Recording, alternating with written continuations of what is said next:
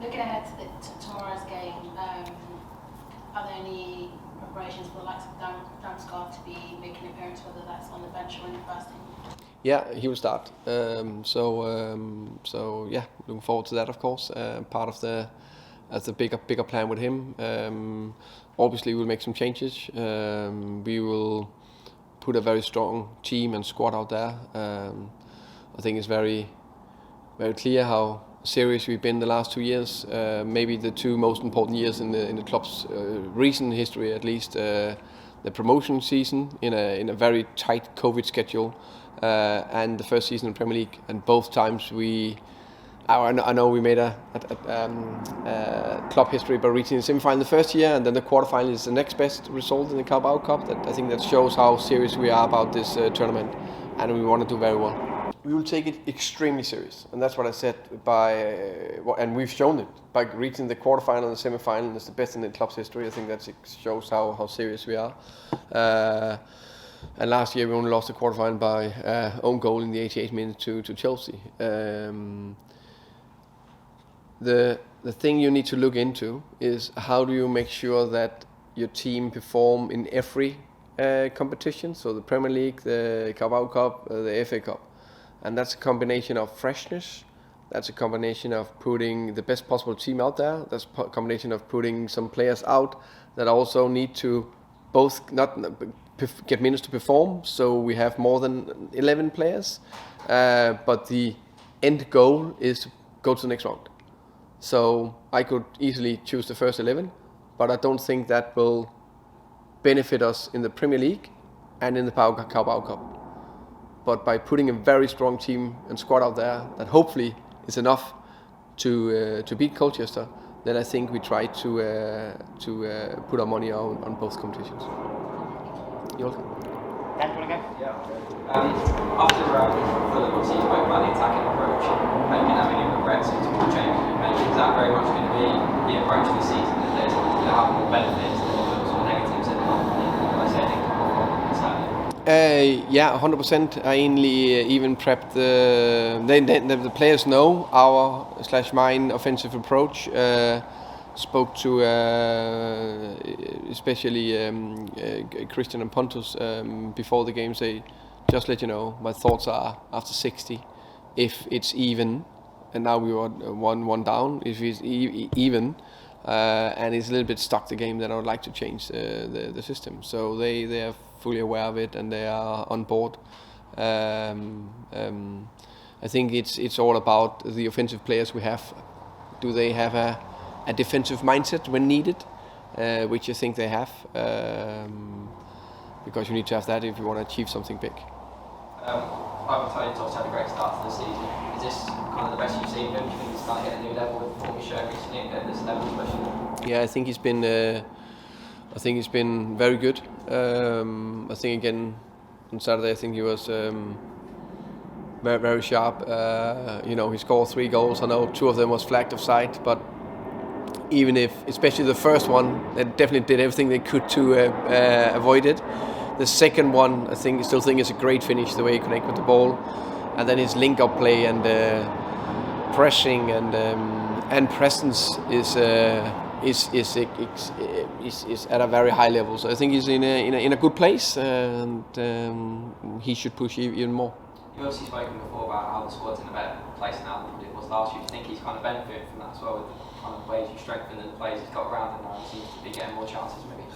Yeah, maybe. I think it's the interesting thing is that actually the game we played yesterday, I think we had 7 starters from the playoff final 2 years ago. So yes, we put stronger players out there, but they've most likely also just developed. So, which I think is interesting, that we built a squad that we had for a long time, and then hopefully it developed and got better and better. But of course, I think our depth in the squad and the team is the big factor, I would say. With having, for example, Keane, Shandon, Saman, and there was one more, Vita, coming on the pitch. So I think that we have very good quality there, and we still have Kristoffer Ajer, Ethan Pinnock and Sergi Canos out. Charlie good. Obviously, when you make a start to a season on Ivan Toney's done, the transfer speculation naturally increases. From your perspective, how important is it that he stays here, and is the club's approach still the same as obviously what you said before, that it's definitely not for sale? Yeah, definitely not for sale. I think he's a crucial player. I still think, and I know Ivan is having the same opinion. There's huge things to accomplish or achieve here in Brentford for himself. 3 games, 2 goals, 2 assists, something like that is fantastic numbers. If he can keep that up, then that'll be a very successful year for him and for Brentford. And just on Halil Dervisoglu, I asked around the other day, but is he, obviously he didn't play, is he someone that's still very much in your plans? Is it because his future lies elsewhere maybe? How do you see it? Yeah, I think he's a player with some unique skill set. I think his turning and his ability to go past players in tight areas and technical ability, I think is very high level. And there's a bit in the pressure and the defensive side that he needs to be aware of, which he's working very hard on. So I'm pleased with his process. So yeah, a very skillful player.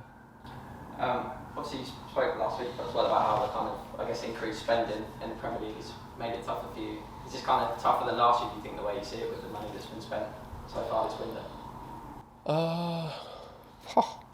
I don't know, maybe.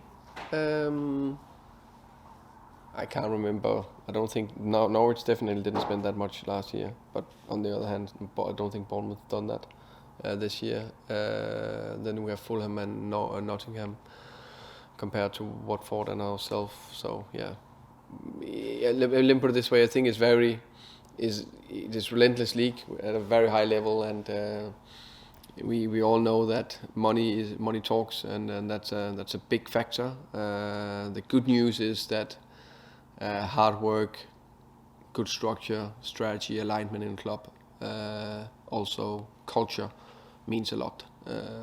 So that's important for us. And just finally, any other injuries? Is it too soon for Sergi, Canos and Kristoffer Ajer still? Kristoffer Ajer in full training now. Too soon for him to join the squad. He needs to play a reserve game, 1 or 2, depending on how he's looking. Sergi is almost in full training, so they are progressing. And Ethan is saying that Matt Bramall, one of our fitness coaches, is killing him, so that's good news. I'm pleased with that. Everyone else okay? Yeah, sorry? Everyone else okay? Everyone else is okay, yeah. Cheers, Thomas. Yeah, welcome. Over to Jay finally. Thank you. You kind of mentioned that Charlie Good's injured out at the moment. What actually is up with him? Yeah, he had some knee issues, so that he's been had an operation for, and that's going well, and he's progressing. Okay, thank you for that. You've obviously mentioned about Kristoffer Ajer, and obviously just actually wanted to ask how excited you are to actually have him back into the team, and maybe what are some of the qualities he possesses that maybe some of the other defenders don't have. I think Kristoffer Ajer would be it'd be fantastic to get him into the squad again. I think one of his biggest qualities is on the ball. I think his abilities to pass and go past players is the composure there is big and a big quality. And then I think he got a really good pace, and obviously is a good defender. Brilliant. You kind of mentioned it there when Dan asked you about kind of the offensive approach and stuff like that, and consulting with Christian advisors. So how often do you kind of take advice from the players, and hypothetically if they said, oh, we actually want to change back to this system, is that a conversation you would have with them? Then I definitely try to convince them about my brilliant thoughts that we are going that way. Now I think it's important to have the players on board, and I believe in massively in communication. It's not only me speaking to the whole group. Of course, that's quite a few times I do that because of the game plan or the post-match analysis or whatever. But all the small conversation in terms of what do they think, how do they feel, this is the tweaks I want to do, and they are playing the game. They need to take the decisions there. Of course, I put in the big structure and the big game plan together with my coaches, but the more they are on board and understand the why, the better. And that to understand the why cannot be a one-way communication. It needs to be two ways.